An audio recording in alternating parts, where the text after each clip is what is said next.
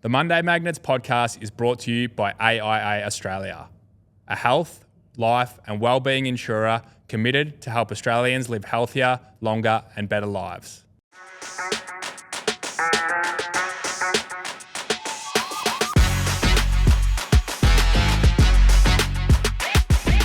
All right, boys. First things first. I've got a shiner. Can you just rate it 1 through 10 for me, please? Tommy, you go first. 1 for me. Okay, awesome.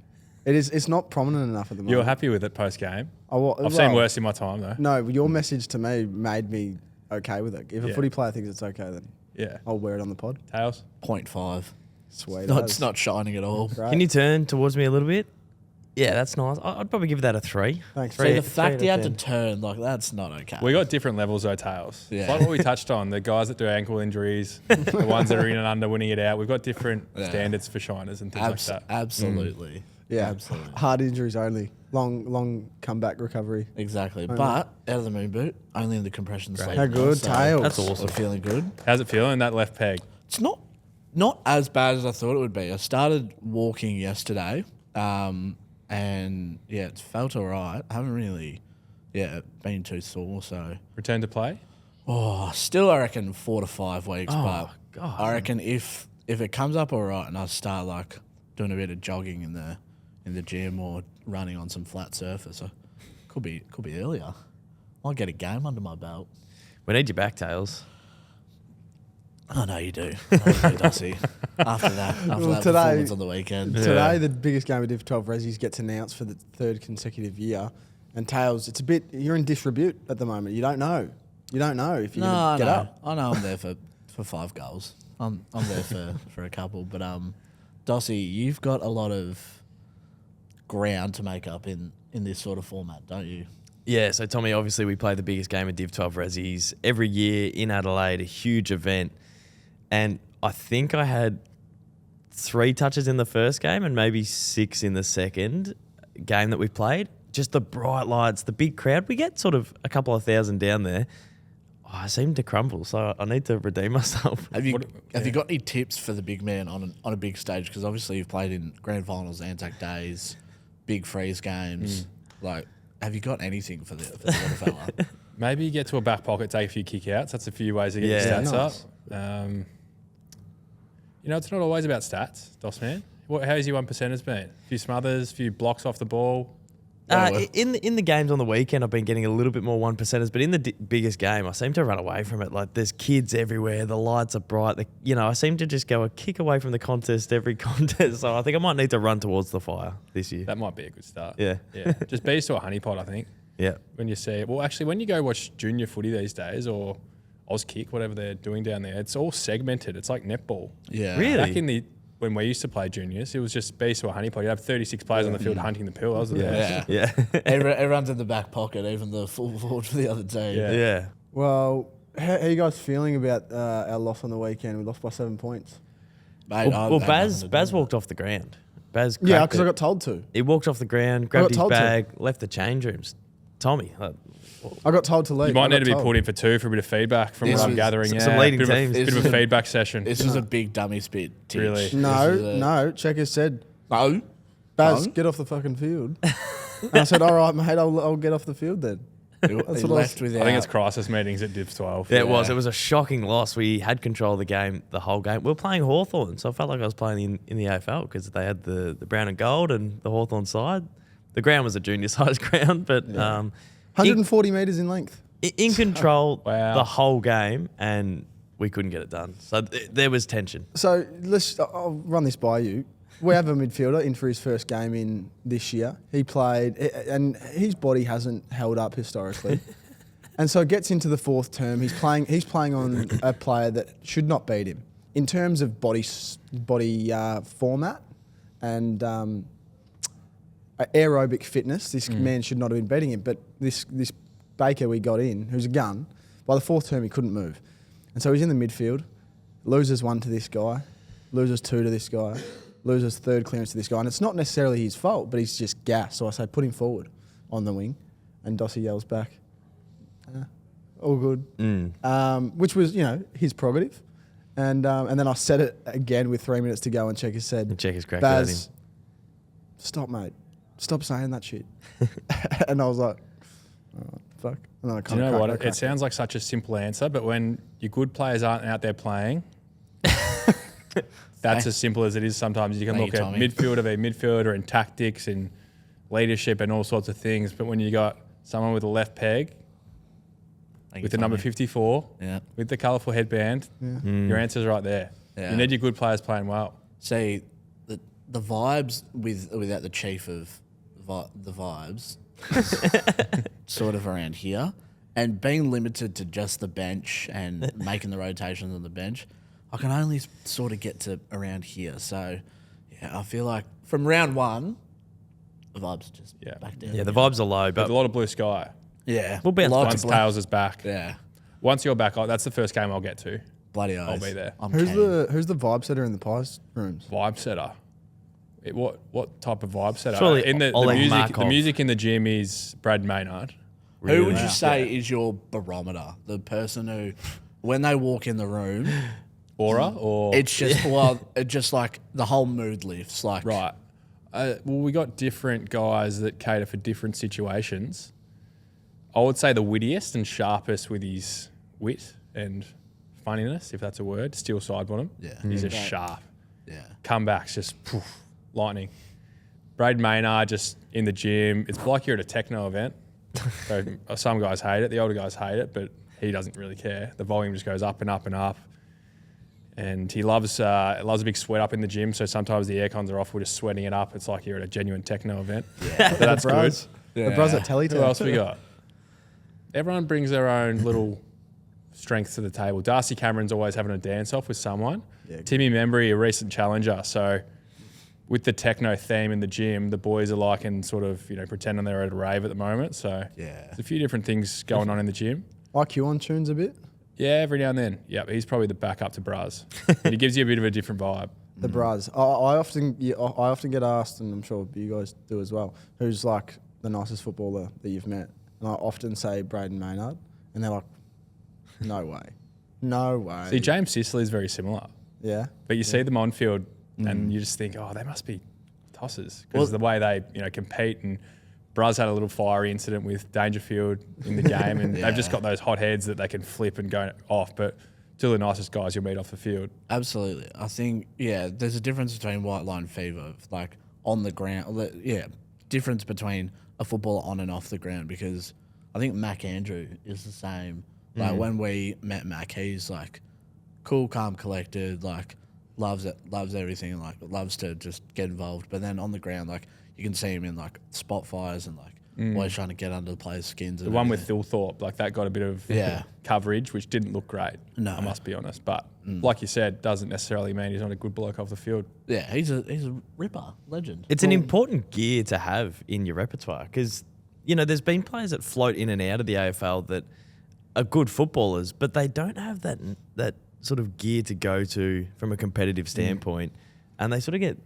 They don't know when to switch off. Yeah, and there's just some that don't know how to switch it on. So they sort of come into the AFL, they're a little bit passive, they don't quite crack in, they get tossed out. But I think you need that gear, sort of like the boxer. You need to have that mentality. You need to almost transform into a character on game day when you run out and cross that line. Like I look at some guys who I would have played against from years ago, two of the nicest guys off the field. I'm going to put Gary Ablett Jr. and Trent Cotchin up there. Two captains, two of the most humble, nicest people you'll meet off the field. I don't know Trent as well, but on the field, I have memories of them, just the fire you see in them and just the grit and they'll go ya. That sort of ticker, which they come out of themselves, which is you have to be that good. It's Trent Cotchin in those grand finals, taking down ruckmans and just like laying bumps on Shane Mumford.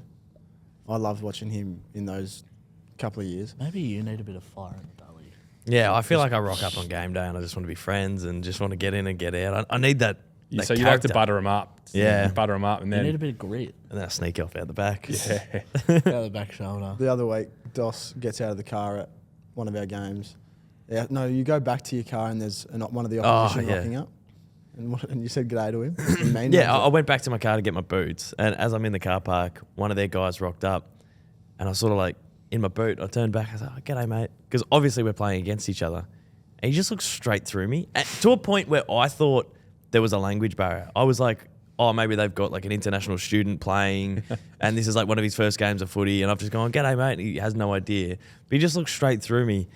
And then I sort of started to think, I got into my own head, no, what if it's just like a team mentality? Like, don't talk to that bloke. Yeah. So I got a little bit worried. Wow. But I've copped a few knocks in the first couple of rounds. Maybe sort of the YouTubers up on the whiteboard. Let's get old camera guts down. I've got a question for you guys as well, because you watch a lot of footy. I know we'll get to the Pies game shortly. But you watch a lot of footy. What do you think the etiquette is around shaking hands pre-game? Because I know you guys like talking about these little quirks of the game. Like, I personally wouldn't go out of my way to shake someone's hand, but if someone shakes my hand, of course I'll shake their hand. Yeah. But my thing is, like, I'm competing with you. I'll shake your hand at the end of the game. Like, I don't want to be friends with you before the game. No, I like that mentality, that old school. Because I feel like I don't know. I know maybe everyone's different, and some guys like to show respect and things like that. But I almost sometimes think, is that like a way of conceding or buttering up, or like, I don't want to be your friend now. Be your friend at the end. Well, in the UFC, there's also things around like touching gloves before the fight. So some people touch gloves before the fight. Is that a respect thing? But some fighters touch gloves before every round. And that I get the same feeling as you do there, where it's sort of like, are you trying to like don't go as hard. We're sort of friendly. We're just sparring. Like, I like the mentality of like, I'm not touching your gloves. Yeah. Let's go. They must have that teed up before they fight. Yeah. Because what if one's going to touch gloves, the other's just coming over the right? Yeah. Good night. I think it's just all a respect thing in MMA. It's just it's actually not as often that they don't like each other when they fight, which is weird. I think they just respect each other for getting in there, because they're both those fighters in there are shit scared. Yeah, well, martial arts, there's a lot of respect in like martial arts. Well, if you hit them below the belt or anything like that as well, I think there's etiquette in touch gloves, or if you get them in the wrong, you're meant to like, yep, you're good, and then you reset. Anyway. With the handshake thing, I mean, I'm with you, Tommy. I feel like you got to switch on. You've got to be firm from the first contest. But round one, I sort of tried to set my dominance by running down to the forward pocket and going, righto, boys, which one of you is tagging me?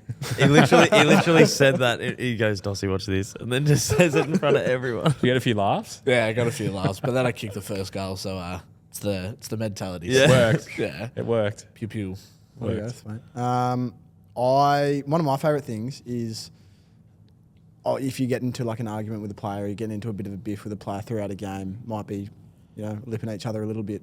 But then at the end of the game, I get a lift from when that's done. Like, and you shake each other's hand and at the end of the game, and you might especially for you, because two competitive beasts, you and your opposition, just bashing heads for the whole game. I see red, mate, and see lots of red. Good. Yeah, I don't like my opposition, and I think that's fair.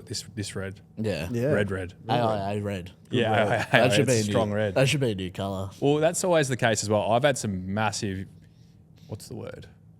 Contests? Feuds? On-field conflicts? Like Mitchell, everyone has. Confrontations. Sammy Mitchell one day, there's a clip on we YouTube. Never really beefed. He did No, it wasn't smack me in the beef, face but one when day when I tagged him. So, but like, Didn't touch gloves after that. Going head to head hard with someone, and it's physical and it's maybe a little bit verbal, and then you think that guy's an absolute tosser, and then you meet him off the field one time and you have a beer with him. You're like, oh, you're one of the best mates. Yeah. You have a good story about Nick Voloston?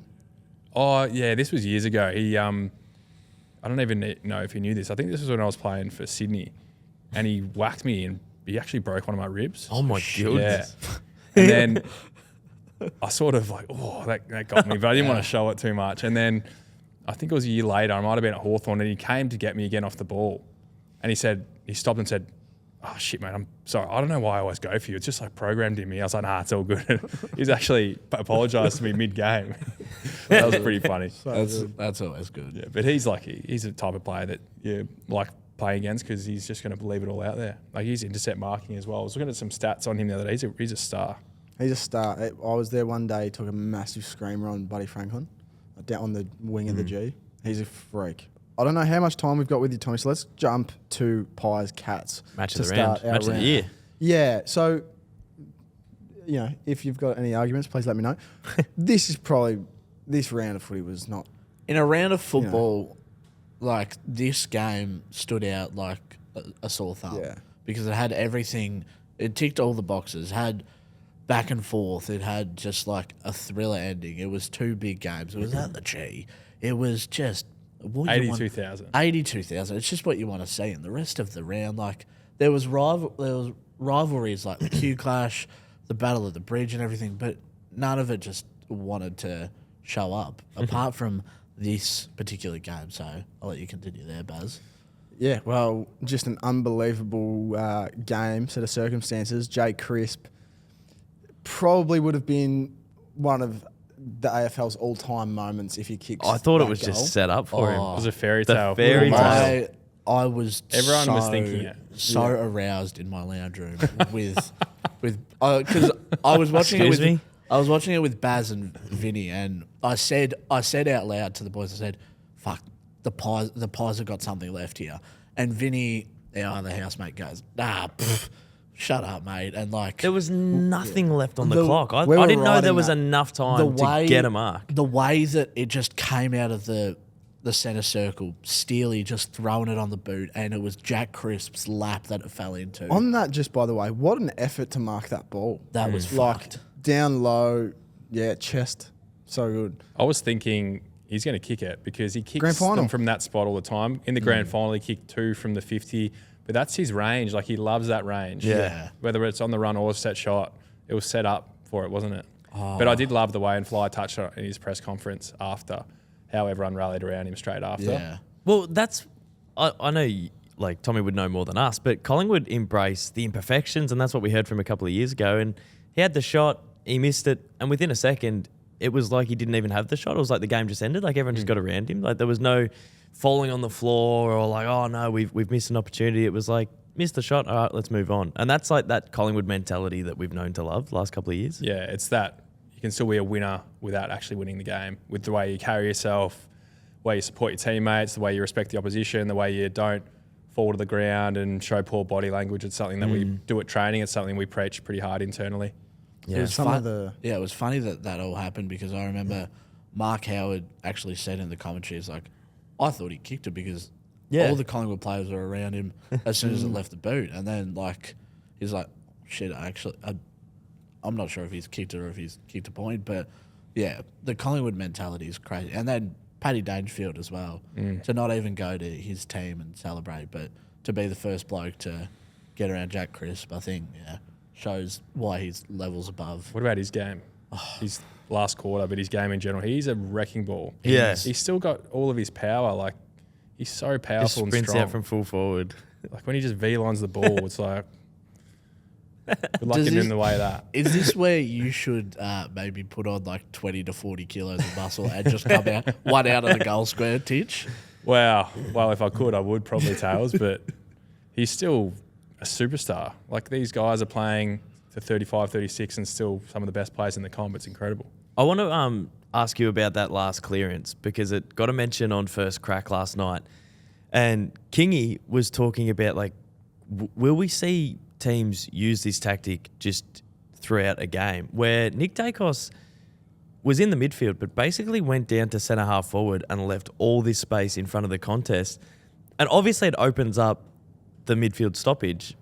And it does sort of make you wonder how creative we could get with clearances because, just completely opened it up and allowed Collingwood to get a quick entry. Well, I think the only reason that worked was because Nick was getting some pretty hard attention.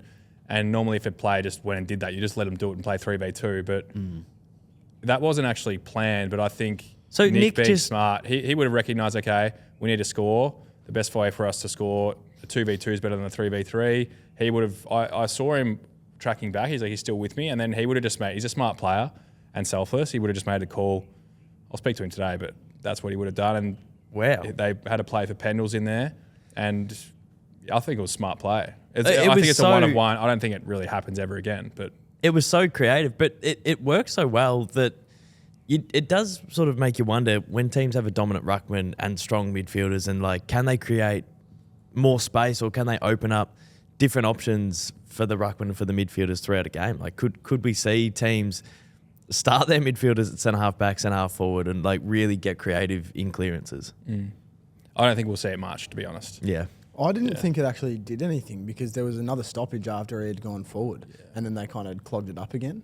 Was there? I thought that Yeah. last. No, they did another I think- stoppage, I and think then it was there was a another free stoppage. kick. And then Yeah, there was a nothing quick really kick came of in. it. Right. But what is part of that story is Oyson Mullen, who was tagging Dakes for the whole game and didn't really get a hold of him at all for 3 quarters until he did in the fourth Yeah. to an extent. And there's been a big discussion around, is there players that are untaggable is what they're calling it. And, I think Nick Dacos to an extent is untaggable. And I know this is tough for you to comment on, Tommy, but, Oyson Mullen kept him to 3 in that last term and shows that being persistent with that tag and not, letting Mullen go off him paid dividends in the end. And, fourth quarter Dacos didn't come out as much as we've seen before. I think no matter how good you are as a player, having that level of attention on you, like if I've been tagged for parts of my career and I've also tagged in my career, when you're getting tagged, you clearly would prefer if someone didn't have that level of attention to you. So like whether it takes off 1%, 5%, 10%, it has some impact, I would say. And tagging Nick's, it is close to, it's not impossible. Like you can have an impact on him, but he's just so good and evasive that he normally finds a way to get through it. But on the contrary to that, when I have tagged, you can see it in opposition's faces, like no one likes it. So I guess in a way, not saying just for Nick, but for any superstar player in the comp, like if you want to have some sort of impact on them, I think you have to have some sort of role in them. And yeah, even if you chat to Cripper and Lockie and the other ball magnets, like they've got guys that specifically they don't like matching up on. I think Toby Bedford would be one of them for those guys, but their preference is always just to have a free run at it. Like I watched the start of the game, Brisbane Gold Coast last night. Lockie had 5 touches in the first 2 minutes. I'm like, he's going to have 70 tonight. And I don't know if they changed things, but he would have been licking his lips. I might text him after this, but he would have been licking his lips in the first 2 minutes thinking, I'm in for a monster today. Yeah. It's a crazy game. That's how Tails feels when you kick a goal in the first. I'm just like, boys, stop tagging me. But I'll still kick him. I'll still kick him. Tails, would you rather 1 goal, 1 possession in the first quarter or 6 touches? 1 goal, 1 possession. Yeah. I'm there to make an impact on the scoreboard. I'm not there to bump up my stats and get all bloody 20 touches for the end of the game. I want impact. I want the 6 points on the scoreboard. If I have 6 touches and 4 goals, I'm pumped. Rather than like 10 touches and 1 goal. I feel like a Nick Larkey or a Ben King, they always have that conversion. It's always like 6 touches, 4 goals. Yeah. Because fuck going and getting like second efforts as a forward. Like, I just want the ball here and then I'll kick it through the big ones for you boys. Just to wrap up the Pies game, Darcy Cameron was a monster in there all day, churning it out. And then Pendles again, a goal in 26, Josh Dacos 32. Lockie Schultz's return game was so close to being a monster, so close. He kicked 0-3, but just a great return game for him. Got plenty of the footy and feels like he's going to hopefully be in for a big couple of games over the next month. But Crispy's record is just insane. 245 games in a row. What were you guys doing in June of 2014? June of 2014. Because that's when he started the streak. I was in year 7. I would have been class captain. I wouldn't have been doing too much though. I still would have been 12 years old. isn't it incredible? Yeah. You don't get dropped, don't get injured, don't get sick. It's Did incredible. it start at Brisbane? I'm assuming I think so. Yeah. I think so, yeah. That's mental. That's crazy. Yeah, that is ridiculous. Yeah, I would have been 12. How many You would games have in been a row? year 6. Yeah, I would have been in year 6. I would have been down in Ballarat, putting away hot chips. Which and got a bit of a gravy. hiding, might we add, throughout the week. Gee whiz. Top that be right. Ballarat got a little bit of a backhander. Yeah, I felt personally attacked from Baz. He's been listening to the pod. Yeah, so when Baz attacks Baz, it was like, what are we... It's like when you have scissors and scissors. Yeah. Sort of cancels each other out. Yeah, look, you mentioned earlier, Baz, you're living in Geelong now, and Ballarat's, both regional. We Yeah. both, we don't have a footy club. We used to have North Melbourne, their 2 side down in Ballarat in the The North TAC Ballarat Cup. Roosters? The Roosters. Oh, yeah, they were good, the Roosters. Mate, they were Isaac unreal. Smith product from there. Yeah. So I think Jezza Cameron even. So you're lipping your own teammates, Bailey. Jezza Cameron was down at the Rebels Mars Stadium. He kicked plenty of goals down there, and now you're lipping him. So The popcorn will be out that night, won't it? Gee whiz. So good. I think as well as that, spoke about it before. I think the Bont handled the situation really well, but It was classy, but I thought he could have get like a little extra quip in. Like Yeah. I feel like when Bailey Smith gives you a half volley and invites it, I think you Punish. can dunk on him. And he went the classy route, and that's what we expect from the Bont. But I feel like he had some ammo there that he just let through to the keeper. But well, I think he's been the bigger man of the situation. Yeah. And he's going to let him and the other boys do the talking when it comes to the midfield battle down at GMHBA. And I'm fucking excited for it. I'm Well- so keen. Cats, Dogs, the Thursday night of round 11. So is it at Geelong? It's at GMHBA. That's disappointing. I would have loved it at Marvel. we'll go for a road trip and we'll go to Lammy's Tavern and we'll have a Got great a rip a time. roast out the front, get a chips And both gravy. teams are going well, which adds to the excitement. Oh. What are the Dogs doing so well, Tails? Because you'd be watching them at the moment. He saw the he fell scores. asleep for the whole game. 90-point win over Port. That's insane. I feel like Port are just going up and down at the moment. It's a bit of a seesaw. with No Port Sam Darcy Adelaide. either. It's Yeah. tough going down to Ballarat, guys.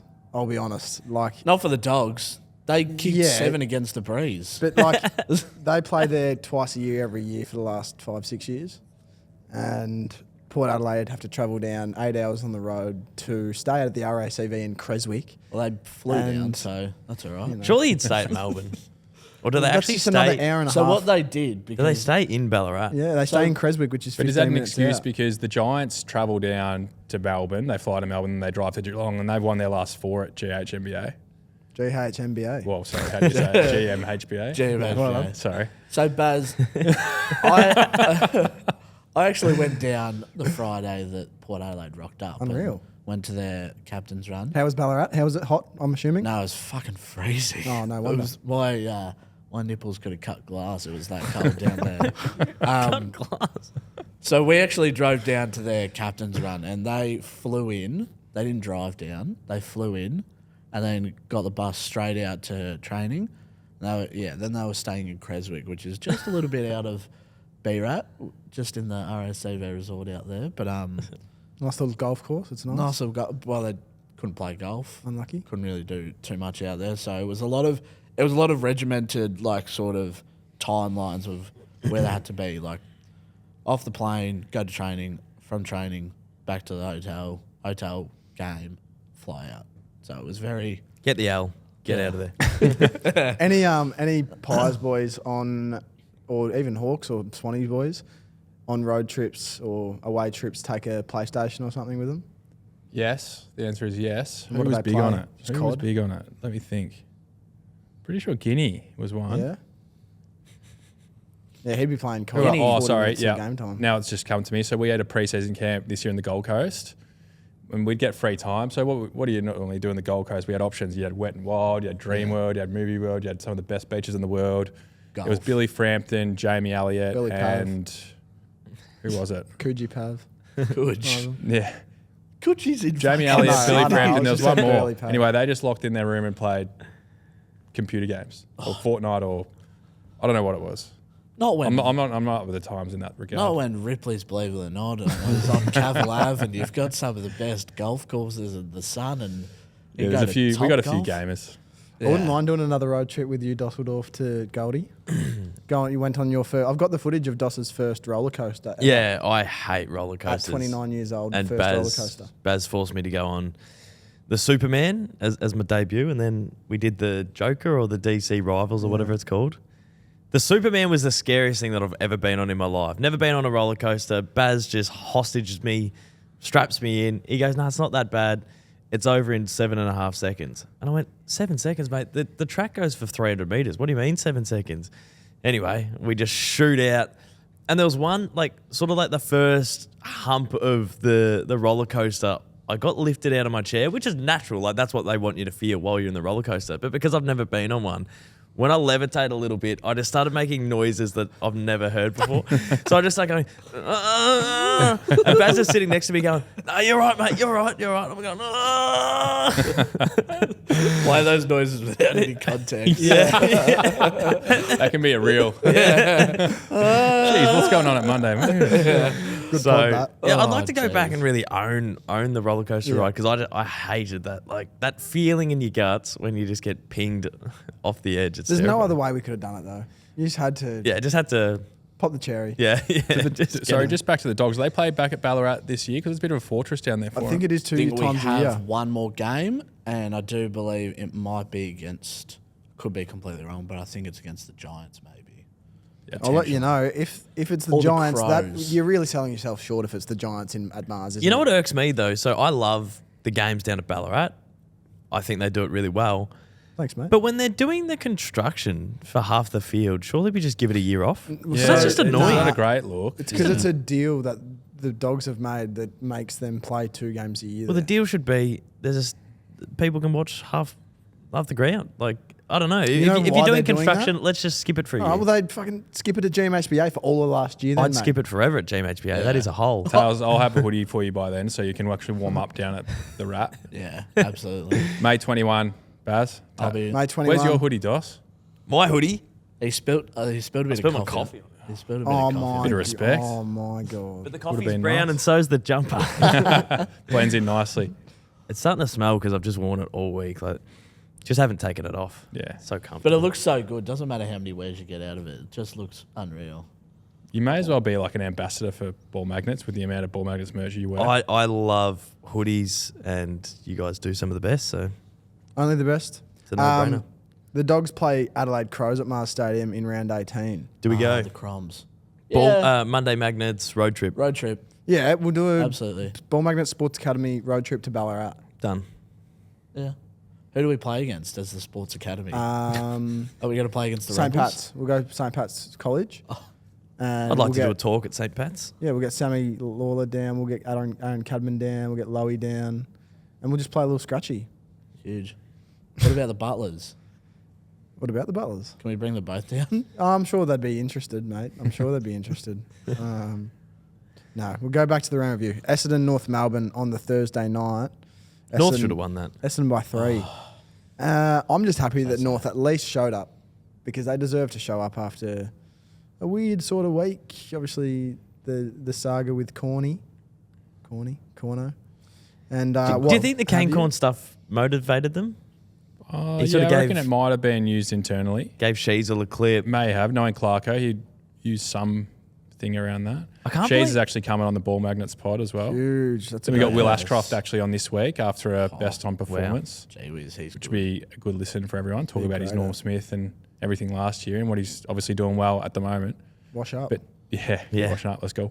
But back to your question around Shees, yeah, I reckon it would have been. But I feel for Shees, like he's a star young player. He doesn't deserve that. He's just a kid. he went out and had fuck's sake. 32, the man, 9 marks. Do you think? I know you probably, and you don't need to comment, but with the Kane Corn stuff, like it's great for the game, the theatre that he creates. I really like the sort of US style commentary that he brings, and he's in it for entertainment, Kane Corns. And I feel like on a lot of his points, it'll sort of be 90% of the truth that he holds and the opinion that he holds, and he'll turn that 10% up. But then some of them where, like, I think it would be objective that Harry Sheasel is a phenomenal footballer, and for his age as well and the context with the club that he's playing for, I think objectively he's a gun, and it's a really nitpicky thing to pull out and then focus on. Do you reckon that North Melbourne were in their right to come out and speak about it, protect their player? Yeah, I didn't mind it. Yeah. I feel Make a like stand. Yeah, like, protecting their player. Like, Yeah. some of it did seem a bit personal, I thought.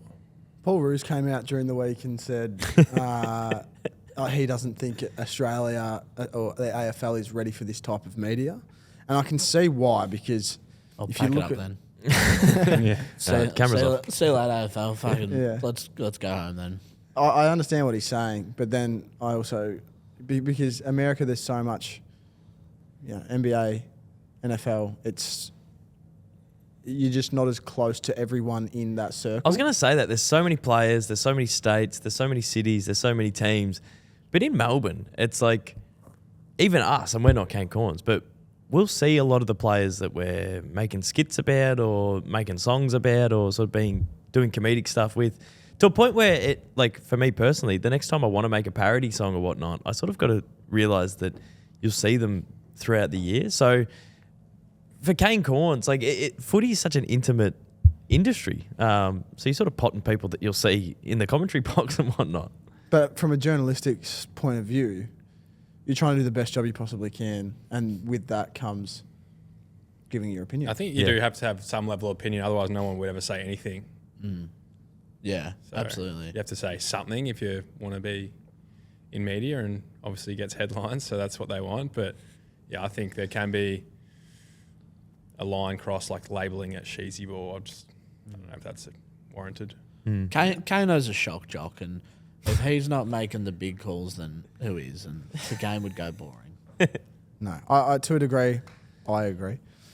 Tristan Jerry back at it. Zach Merritt, 35, a light again, won the game for him. If you watch that fourth term, I reckon he had 5 touches in the last 3 minutes, and couple. He's like behind the ball as well. Couple of them in that back 50. Yeah. Just inspirational. Go and watch that last 5 minutes of Zach Merritt football. He is a freak. What do we think about Jai Simpkins' captaincy? Because he puts numbers on the board. I reckon he's a gun player, to be honest. I rate him as a player. I rate him highly. He's a great player. He's one of the few midfielders that averages 20 and a goal at the moment this season. So I see nothing wrong with him. I like him a lot too. And then LDU gave it a red hot crack again. North have just been so close 2 weeks in a row. They're just the wins that you just love to see them get one, because the confidence that builds. But they were close earlier in the year against the Dogs. Deflating when you just have close loss after close loss. It feels like they're just about to sort of graduate to that 6 to 8 win team, but they're stuck in that like 1 or 2 win team at the moment. Like they just can't quite win those ones that would help you get the momentum throughout the season. Quick pause, boys. I got to go do recovery. Too easy. Back playing in 2 weeks. Got to get the body right. Absolutely. Priorities here. Thanks for having me on again. Well, can we do Love your something work, when you Tommy. play twos? Can we get around you? Yeah. I'm Continue that coming- road trip from wherever you're going to. I'm coming down. Big to Park. wherever- Come to Big wherever he's Park. We'll be playing. at Big Park in Is 2 it? weeks. Beautiful. Great. Beautiful. That's our We'll make a spiritual, poster. that's our spiritual home. Yeah. Monday Magnets. Get up on the hill. Cross the camera again. Is that my go? Yeah, go. Yeah, go go on, on. brother. That's the You thing. should do a vlog. Thanks, teacher. Thanks, Tommy. See, Tommy. We could do a Monday Magnets vlog for Tommy's VFL debut. But you mean it's a no-brainer. I got to vibe with Kidding you. me. In 2 weeks, on the 17th of May, the Collingwood VFL play at 10:05 on a Saturday at Vic Park. In the morning. Sunday.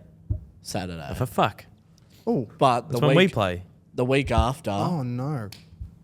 they play Sunday 2:05 at Vic Park. Is that potentially Tommy's game? Or are Or you talking- the one before that, the round 8. Oh, no. But the 25th of May, where he plays against North, he could play 2 weeks in the twos. Yeah, I mean, I hope I can get down to see him play, because the last time Tom Mitchell played twos football, he had 64 touches in the NEFL. So, scary times for VFL footballers. Thank you. Next. Thank you. Next. Boys, last week, did the predictions at the end. Dos, you're a bit neither here or there on the Monday predictions. However, Bailey McKay, your friend with the Shiner, has gone and predicted Saints to win by 60. They won by 61 That points. was incredible. Not only the team, but the margin pretty much bang on. And Freo were favourites. Yep. And I keep backing Freo in. I've consistently sort of held my nerve, like it was Freo and the Crows on a Friday night. I think some of you boys tipped the Crows because the Crows were on fire, but I thought, I think Freo are this good side. It's going to click for them. And they keep letting me down. And if they keep letting me down, I'm going to turn on them. And you rightfully didn't back them in, and you said they'd get ground and pounded, and boy, did they get pounded on the Friday night. You turned on them way before you boys, and You had a good tip as well. You said Saints by 40, which Yeah. isn't that far off the mark, Tails. yeah, I only 4 goals off the mark and 4 or 5 goals off the mark, and yeah, I was feeling all right. That was one of the worst Friday night footy games ever. Like, Yeah. just so boring. Pretty abysmal. Like, rock up, Freo. Yeah. Come on. Seriously, Do rock something. up. They hate Marvel. They don't rock up in Melbourne. In Except Victoria. unless they play the Ds.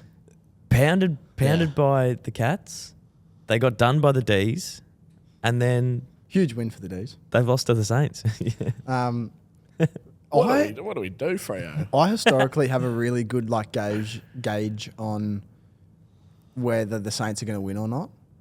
Like, I didn't go into that Doggies game thinking the Saints were going to win, and then we got pumped.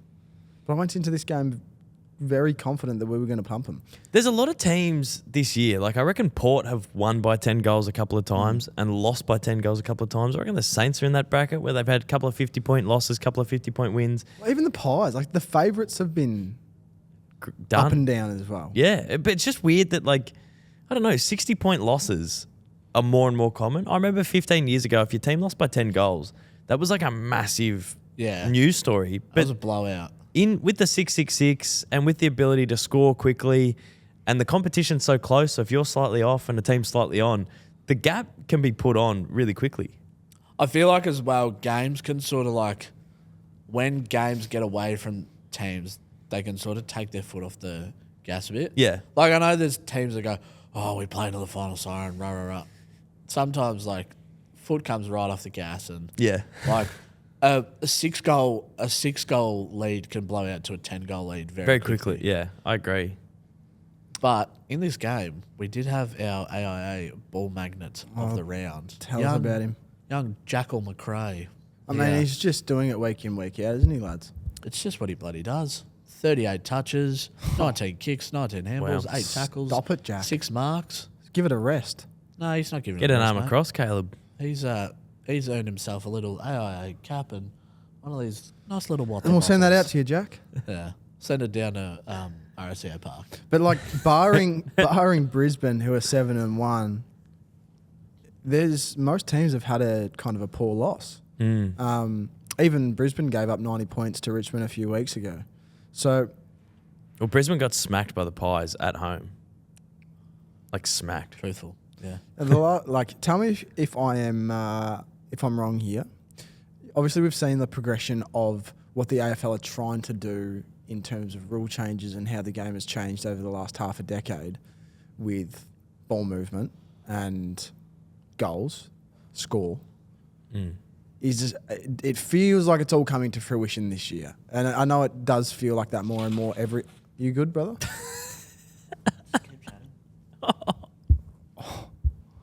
That was a rocket. Sorry, I just didn't want to sound snotty. Oh, well, you've made sure that you didn't do that, mate. That was, Mate, just keep talking. Sorry, bro. It's bad for the pod. Tails, you strike me as a hanky man. A hanky man. Yeah. Would you carry around a hanky? No.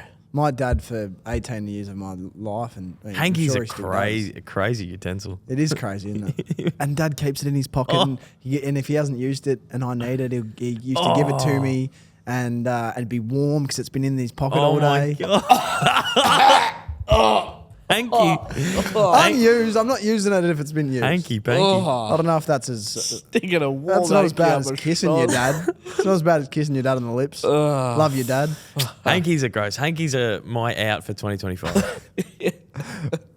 Me too. It does. It feels like what the AFL is trying to achieve, what Laura Kane is trying to achieve, Andrew Dillon's trying to achieve in the past 5 years of the AFL rule change committee. It's happening. So teams can score really quickly, and the competition's really, really even. Like, we've seen that. Like, Richmond beat Carlton, and I was going to say the Roos, like, pounded the Melbourne Footy Club, but maybe that's not a big gap between the teams. But it just feels like, because the teams are so even, on any given day, if one's slightly off and one's slightly on with the ability to score, the gaps can be quite big. But it feels like if you played that exact same game 2 or 3 times, you could probably flip that result the following game. It's just it's the comp's so even that you just got to be on every week. We say it every year. We say it every year. This season's crazy. This season's insane. It's fucked. But It's pretty it just fucked. continues to get closer and closer and closer. Yeah, but because it's so close, some results aren't. Like, it's because the margins are so close that a slight off and a slight on. And potentially, It's like these teams there's- are trying to find this one There's way big to... gaps in games, but I reckon that's a result of the comp being like just razor close, which we love. it's sort of a counterintuitive, that sentence. Absolutely. DOS mode. Yeah. How did your D's go, brother? I'm skipping to a late Saturday game. We touched on the other Saturday game, but you gave up 80 points to the West Coast Eagles and 80. 76. Yeah, that's not good. I don't know. They professionally got the job done. The Eagles were on top halfway through the third, and I was watching from a 30th dressed as Adam Sandler, mightily concerned. Threw the phone a couple of times. What version of Sandler? I went 51st dates just because just whack on a Hawaiian shirt. There was some wacky dress ups. Midabole, friend of the pod, went as the old man from Happy Gilmore with the fake hand. Yeah. So he dressed up as an old guy and he had this fake hand as he's walking around. That's great, Midda. Yeah, it was good. So I was just watching on my phone, smashing the sausage rolls, smashing the brisket. And how good's brisket? So good. So good. Homemade brisket. But yeah, the D's got the job done. A couple of hairy moments, but Max Gawn. Yeah, we spoke about him a couple of weeks ago. 35 touches, kicked a snag, a million clearances. Like he had a bit of a rough start to the season. Tristan Cherry, when North pounded us, took it up to him, and that was the first time we've sort of seen Max look beatable. And then since that game, Max Gawn's just done what he normally does, and career high disposals at 32 is incredible. 35 touches and 47 hit-outs is almost unheard of for a ruckman. Yeah, it's crazy. And then I'll give a little shout out. So this keeps happening with our side. We're losing key position players at either end. Harrison Petty went down with concussion, and Disco Turner went from back line to forward line. I couldn't tell you if he's a backman or a forward, but he played quite well in defence and then went forward and kicked 3 in the second half. So we've almost got a lot of players for key back and key forward, but we've got none at the same time. It's like there's a lot that could do it, but there's none that stands out and has cemented their spot. So we've got good flexibility, but almost not one person that owns that position. It is a funny one, isn't it? Because you see Petty Turner get swung around and flung down back and forth. Yeah. Yeah, I don't really... When I look at the Melbourne team, I don't know if I'm looking at the forward or the back line or what's going on around there. And then Jake Melksham potentially gets in trouble. He worked Jeremy Cameron under the ball, and it looked like that quintessential push into the pack where Jeremy I think I said Jeremy Cameron. Jeremy McGovern. He pushed Jeremy McGovern into the contest, and he went off with concussion. Now, we've seen players get suspended for pushing people into the contest, but with this one, Melksham marks the ball and keeps his eyes on the footy the whole time. So it was a push out, but he ends up getting the ball. I don't think he's going to get suspended for it. A couple of close ones for this week. There's a couple that are going to get potentially suspended. Who else? Tell me.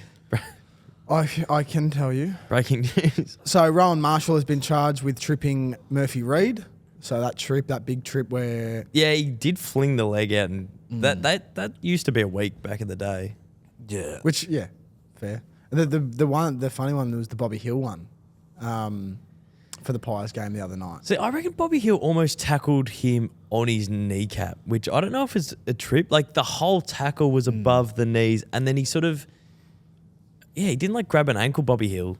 His first... It's probably holding the ball for mine. His first contact was actually on the hands of... Which knocks it out, once you tackle the hands and knock it out, that's almost holding the ball, and then whatever happens afterwards. And, but then... Yeah, the umpire obviously saw the part where his hands slipped down to the knees, and then, it's a tough call, and it was a fucking good tackle, but I mean, the umpires just made they call that time and have to respect it, and they might come out this week and say, "Yep, we were wrong," but I doubt it. Crows Carlton on Saturday. It was a blowout, 60-point blowout. Yeah, the Baggers, they're a mess, man. Mess, man. Just so messy. They're messy. Oh, Lionel. Because I'm so messy. And I'm too fucking clean. You told me to the bossy and they don't want to play for his team. I might work on that. Man. Well, yeah, put that in. Yeah, the Baggers are an absolute... They're just... It's probably lying through the Baggers, to be honest. I thought they were back. I heard all of Lygon Street telling me they were back, and everyone down at Icon Park said they were back. And well, they were ready for the Melbourne Demons 3-piece combo. Yeah. That they got, but they didn't quite achieve that. But order cancelled. No side of fries, no large Coke. Yeah. I get See you Coke later. Zero. Return to sender. Coke Zero's Coke Zero, amazing. no fries. Oh, it's amazing. No fries. But it'll be a big test for Carlton, especially coming back to Melbourne, playing the Sainers at the G this Friday night. I'm tipping the Saints. Yeah. But the Blues, going into this season, would have banked that as a dub Yeah. before the season started. They would have just seen it, scribbled in the 4 points and said, thank you, next. And last time those two teams played, Jack Higgins in the final round kicked one over his head that Jack floated through Higgins. and kicked him out of final. Well, almost kicked him out of finals. I'm excited for the next round. It's going to be 10 times better than this week. Getting toey, to be honest. Swans versus Giants was an upset, man, for me. Yeah. I was Yeah. shocked. The with Giants, a little bit inconsistent. Yeah, I don't know what it was. They're not bulletproof. It felt like going into this year, they might be a team that only dropped 3 or 4 games for the entire season. But they're gettable, the Giants. They are gettable. Jakey Stringer playing a bit of a Dossie Mack game. Only the 5 touches, but 3 goals. That is what we're talking about. How good's that? The old 5 kicks, 1 tackle, 1 mark, 3 piece. It's funny. Essendon used to love to chuck Jackie Stringer in the midfield in like the last 10 minutes of the fourth. And now the Giants are doing that as well. It's funny to see how that works. I don't know if he's so valuable in there in crunch time, why you're not playing him in there in other periods of time. I don't know. But how old is Jackie Stringer? I'd say 30. He'd be on the later end of the 30s. No, early 30. He's 31. Yep. Oh, so similar time frame to you, Dossel. That's good. Good from you. Same archetypes. A couple of years older, but that's okay. Yeah, but I was just shocked. The Swans had their number all day, essentially. Yeah. Just always kept a kind of 2-goal buffer at least. So weird one from mine. I am. We haven't shown this guy any love. It kind of goes under the radar. He's gotten a little bit of talk about him just because of the numbers he's been putting up. But Lockie Ash is collecting every week. He's had one of the more quiet 29 possession games that I've seen in recent memory. But he's doing that every week. Genuinely doing it every week as a 23-year-old halfbacker. Yeah, he's the definition of a ball magnet. He's like a big frame as well. He, like 188 centimetres. Yeah, like you see him off the half back line. He looks like a big boy. He's one of the oldest looking 23-year-olds I've ever seen in my life. It's so funny because and I know I shouldn't do this, but I compare myself to the 23-year-olds in the comp. And like, I used to do it all the time with Charlie Comben when I was working in the office a lot more. And he's 199 centimetres and built like a brick shithouse. I'm like, geez, what have I done wrong? Don't worry, Taz. It'll kick in at 25. I hope so. Yeah. I hope I just shoot up to 6'4" or something. It's coming, mate. Yeah, you ever heard of Psalms? Psalms. I've got a mate. I'll have to just name my vegetables. I got a mate on WhatsApp. I'll send you. Hawthorn, Richmond, Sunday Arvo. Again, Richmond had periods where they, kicked a couple in a row, and Hawks, they won by 65 points, but they should have won by 150. To be honest, a good game to watch because it was so, the first quarter was just back and forth, really hard-nosed footy from both sides. But, yeah, I would have liked to see Hawthorn do a bit better of a job of putting away the Tigs. Like, with the people they've got up forward, like Gunston, Watto, Guinea, D'Ambrosio, Guinea had a great first half. Gunston rocked up in the second half, and How Cholly. How is Jack Gunston? I might have said this last week. How in the world is Jack Gunston the Hawks' most dangerous forward right now? Because he's an absolute freak. He's a gun. Done it for years. It's ridiculous. Kicked It's absolutely ridiculous. 501 career goals. Now, I don't want to pot a man that sat in this chair before, but N.Watson was getting lippy with the Richmond cheer squad. Oh, I don't want to. I'm not going to match action. But you know what happened. Yeah. We've all seen the footage. I find it very funny. Great footage. Great vision. I found it very funny. I'll give it a 1-0. Made me chuckle. Yeah. You just love to say, I suppose when you're winning by that know much what? and it's against the Tigers, you can do whatever you want. Run the Taylor time sting. We're going to do a little quick Taylor. Little mini Taylor time. I love it. I'm all here for any little bits and pieces with players having a go at the crowd or getting involved with the game because it adds a bit of atmosphere and a bit of flair to a game that is so regimented and so political and so corporate at the moment where I feel like if anyone sneezes, they could get 3 weeks. Well, you'd get 3 weeks for your hanky behaviour earlier. I'd get a lifetime suspension because we just had to pause the pod for me to blow my nose. But Loogie. like obviously, big loogie in your hanky. we talked about Bailey Smith adding a bit of fire to the Bulldogs situation, and then Watto just being a cheeky little small forward and just giving it a bit to the Richmond fan base. Like some of the actions, a little bit too far. I won't. Boss wankers. Yeah, I won't touch on that. But it's funny when players like get the crowd involved and have a bit of that like back and forth with the crowd because it happened so well. It happened a few years ago where Cole Langford had some bloke in his ear when he was 50 metres out, just like chewing his ear off. And then he dobs the goal and he like points at him. He's like, "Hey mate, that's for you, and you can go kiss my ass." And I want to see more of it because, frankly, outside the media and outside the game, we don't get personality enough. So if we can get as much of it in the game as we can, I'm all here for it. My opposition. Well done, Taylor. Well done, Taylor. My opposition to that. That's not how you put sentences together. Would be, Watto, mate, you're up by 50 points, and you've just. Did you know you're going to get a fine for that, brother? You didn't need to. You didn't need to lose your matches. Don't get distracted by potentially second last on the ladder's cheer squad getting India. Well, I'm just worried about his bank account. Like, I know you're on a big contract, mate. You're a top pick, but that is not financially smart, brother. And we just don't want to see an MC Hammerstitch.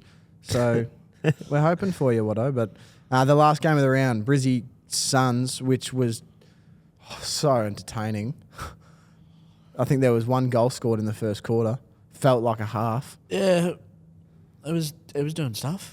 The old Q clash. Oh, how good's the Q clash? Aesthetically pleasing from a jumper perspective. Really red the Gold Coast, and then that yellow and maroon that the it was good Bears. to see the Bears kick come out. Yeah, it was really cool to see that get rolled out. Now I have one for listeners, and this could be a very obvious answer, but who do we like at the moment? Do we like the Ashcrofts or the Dacosses? I think it's a silly argument because Nick Dacos is the best player in the comp.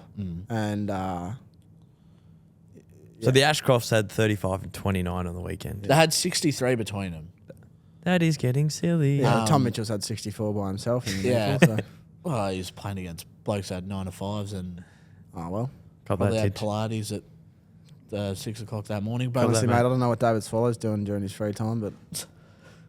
Do you feel like... So, Nick is better than Levi. Correct. But do you think in a few... Like, all said and done, No. do you think... No. I don't even know what you're going to say, but... Nick's better than Levi. No, I was going to say Nick's better than Will. Sorry. Yes, and then, by but do a you think? margin. But do you think Levi, when it's all said and done, will have a better career than Josh? No. Because it could be the Pies might have 1 and 4, but the Lions might have 2 and 3 if we're ranking them. I think what a lot of people forget is Josh Dacos actually won the best and fairest the year they won the flag. And like... And polled. Yeah, and polled heaps. Like, he's... I mean, obviously, son of the great Macedonian marvel himself, Peter Dacos, and he was, when he was on the scene just by himself, he was a great footballer to watch. Long, flowing mullet, and like he may have taken a bit more of a back seat to Nick, which is, I mean, everyone at Collingwood has, because he's just he's one of the game's greats. But yeah, I'm really big on the Dacosses over the Ashcrofts. Yeah. So I feel like Wow. the Ashcrofts are just both the same character. Like, they're both just the same build. They'll do the exact same job, and like, you'll get carbon copy results, as we saw in the Q clash. But I don't think that'll be the story for their whole careers. But I think right now it would be the Dacosses, obviously because In a while. it's Levi's first year. But I think when it's all said and done, the order might go Nick, Will, Levi, Josh. I think it might, when it's all said and done, that might be the order of careers. I want to know what people have to say about it. Like, Sound off in the comments, man. Yeah, are we Dacosses or are we Ashcrofts? All right, boys, down to round 9 predictions to finish off this pod. Thursday night, Freo versus Collingwood. Freo again. It is 8:10 p.m. for us on the Thursday night. Freo again in the prime time. I mean, 8 is an absolute psycho time. at least That Collingwood are Thursday playing, so there'll be night. some end-to-end footy and some theatre. It's almost like the most exciting team versus the most boring team. Pies in Perth. They'll have fans there for sure. I've backed Freo in every step of the way, and this is the first time I'm actually going to just call a spade and just tip against them. So I'm going to go the Pies by 14 points. I'm going to go the Pies by 10 goals. I'm going to say I'm going to say Freo bounce back, Wow. but don't win. But they, but They bounce back, but not enough. but not enough for the Pies. I reckon the Pies win by 9. And it could be a good little fourth quarter. Get a load of Nice this. entertaining There's a forward kick turn. to kick after the game at It's a obviously- school night, AFL. Obviously, it's a Perth time game, and there would be like 7:30 start or 7:10 start for them. But like, We're gonna have to fill up our Thursday Arvo, boys. Do you want to go for a kick or something? yeah, we're gonna have Yeah, to. well, we do do something. train. Great call. Friday night, another ball burster at prime time. St Kilda Carlton. at Spuds game. 7:40. I like that game. Have we got an announcement to make about Spuds game? Are we doing a bike ride of sorts or something? I think you're doing it. Yeah, I'm ticking the legs over. Aren't you as well? Oh, Well- the ankle. I was gonna be ticking something over, but I think Are you doing it with Jarrah? I think I've pulled out, but I'll have to double check to see if I can get Bailey in to replace me. So Are you not? No, I don't think I was doing it with Jarrah. I'm pretty sure on the little list I saw you were. So Jared Davis is putting my name out there and, Yeah, is and, it- and is he not- marketing me Has he not without mentioned my that to you? knowledge. Yeah, Marketing me without my knowledge. yeah. Well, We're all riding in the Spuds game. TBC. Yeah. Well, TBC on look, Bailey McCabe. Jared Davis hasn't reached out to me, but maybe I'm certain I saw your name on there. maybe that just means I need to do two laps. I did nominate you to be my replacement. See, I thought you were with Dill. Me and Dill. Oh, I don't know. Maybe I've screwed. We'll have a look at it after the pod. Yeah, good call. Saints Carlton. Saints by 40. Saints by 10. Why not? Carlton demise. Saints by 4 goals. All on the Saints train. Thanks, boys. That's lifted me a little bit. I was crashing out over the weekend, so that's good. That's good to hear. Melbourne Hawks Saturday morning. If we play at midday, I'm going to miss one half. 120. Yeah, You so can make it. I might leave Water Park. No, I'm sounds- kidding. I'm sounds kidding. familiar. But I'm tempted. I think the D's will cause an upset. Hawks have been good for a couple of weeks. They're due for a downward little patch, and I think the D's by 7 points. That is a horrible take. One of the worst is I reckon worst takes. Hawks by 3 goals. I reckon Melbourne will shake it, but I think the Hawks will just be too good. I reckon the Hawks will. This will be a bigger margin than the Hawks had against Richmond. Oh shit! Damn it. Gee whiz. I hope not. Yeah, give or take. Oh, nah, maybe not. Maybe I Could say be. It could be. If they're the team we think they are and the D's are clearly a gap below them, they could get ugly. $1.26 favourites. Jeepers. Bet responsibly, gamble responsibly. Hawks by 35, I'm going to say. I'd take that. That's a little bit generous. I would like to go more, but I'm... Anyway, Essendon Swans 4:15 Saturday. I'm Marvel. going to tip the Bombers by 18. Oh, I like that. Dons by 10 points. Right. I'm going to say Swans by 3 goals. Yeah, fair. Bounce back. Not bounce back, they won. Suns Doggies in Darwin. This will be the end of a big road trip for the Doggies. Could it be the downfall of the Suns from here? Nah, the Suns love Darwin and they're going to win by 45 points. They're acclimatised. Yep. Very acclimatised, and they'll spend the next fortnight up in Darwin doing all the activities, and tapping into all the local cuisines and So what's your bet? what's my bet? Yeah. I think they really enjoy the whole Darwin trip, so I think Suns by 5 goals. Love it. I'm going to say Dogs by 2 goals. Okay, I like that. Port Crom. How good. Oh, Showdown action. showdown. This is the second showdown for the year already. No, No? they haven't played each other. Oh, not bad. Crom by 47. Oh, no. Yeah, true. Port By Adelaide. 47. No. The showdown. Port is shit, mate. Yeah, that's always a good showing in the showdown. I'm going to say Crows by 4 points. Port Adelaide by 32. Wow, that'd be a lead for the If drama. that happens, I'll buy you a punnet of blueberries. Okay. Sunday, Richmond West Coast. Oh, what a ball burster. Now we're talking. Bloody This Is that at the G That's as well? the G. Let's This go. is a Let's game. go, boys. Yes. 10 past 1. It's Mother's Day. Lawler versus Reed. It is Mother's Day. That is exciting. Tigers by 24. Tigers by 30 points. Tigers by 35. Big game for the Bakers and the Grahams against their old club, which will be Yeah. very exciting. Cats Giants, which I think we've got to have seen in a couple of finals here or Is there. that a little 440 piece? That's a little 320 piece. 320 down at GMHBA. Wow. Or Down- GBMHA is GBMHBA. as Tish called That it. was hilarious. Geelong by 13. 13. Which that means the Giants are on a bit of a slide if that happens. See, I reckon Giants come and beat them on their home deck. I reckon Giants have won the last 4 Does there, Tom maybe. Green come down and have 41 touches? Quite easily. I'm going to pencil in Tom Green as our AIA Love this. ball magnet of Love this. the round. And I reckon Giants will win by 5 points. I'm going to say Giants by 8 points. Yeah. Last game of the round, North Melbourne, Brisbane Lions. We're at Down at Ninja Hobart. in the bar. Twilight Sunday. Launceston area got some tobacco? a Twilight Sunday at Hobart. You know what? This is Oh, one that that sucks. Brisbane just poo their pants. No, it's not. I reckon they poo.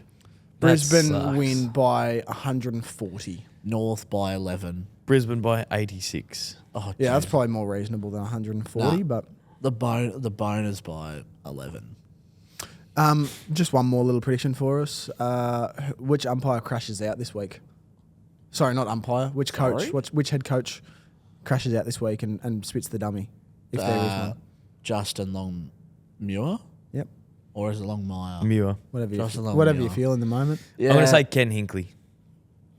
Nah. And he goes, I've actually had enough of you bastards. Nah. I'm out of here. This is the boys rally around Ken and they get up for the showdown and fucking Zach Butters has 46 For his last showdown. and then he goes to the doggies. Yeah. I'm going to say, for some reason, Craig McRae. Ooh. In Perth, they not lose a second on the trot, but like they have to play in Perth, and maybe there's a half there where Freo get the better of them or something like that, and half time comes around and Spits it. he Yeah. spits it at them. Would like to see Craig fly off the handle. Pardon the pun. We love to see your heroes fall. Anyway, that is another episode of Monday Magnets for your television or your laptop screens. Happy boys? Very happy, of course. Yeah. The 21st of May, the Ball Magnet Sports Academy drops. So that is right around the corner. So if you want to look like your favourite podcasters, which I hope are the Monday Magnets, probably not. What's going on there? Thanks to AIA. Just getting around them. Get on the website. Thank you to AIA. And we'll see you next week for another episode of Monday Magnets.